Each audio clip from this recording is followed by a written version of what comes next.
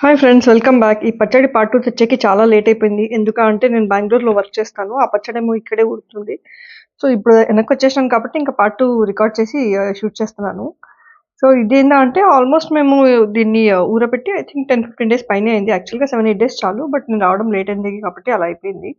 దీంట్లోంచి ఏందంటే పిచ్చలన్నీ తీసేసినాము. పిచ్చలు and piece ఉంటుంది కదా! అది తీసేసినాం. లేదంటే అది టేస్ట్ బావుండదు.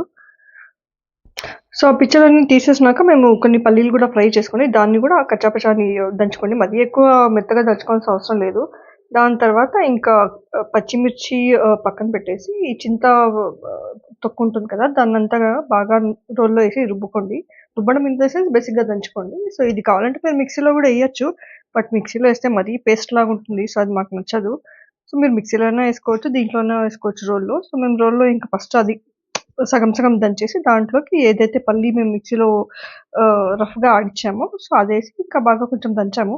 నేను ట్రై చేసినా గానీ మనకు పెద్ద ఎక్స్‌పీరియన్స్ లేదు. సో, అట్లే ఇంకా కష్టపడి దంచేసినాము. సో, మా అమ్మ ఇంకా మిగిలిందంతా దంచేసి దాన్ని పక్కన తీసేసినాము. సో, ఇది బేసిక్‌లీ లైక్ 70, 80% పేస్ట్ చేసుంటాము. మిగిలిన ఒక 20% కొంచెం రఫ్‌గానే ఉంటుంది. సో, అది కొంచెం క్రంచీ టేస్ట్ యాడ్ చేస్తుందనమాట.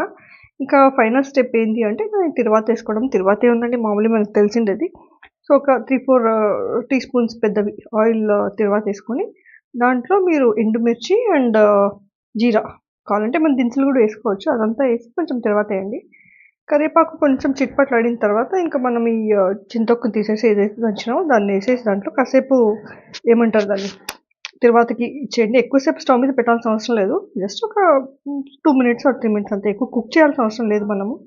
సో, దాన్ని అలా అలా తిప్పేస్తూ ఫాస్ట్ ఫార్వర్డ్‌లో చూసేద్దాం.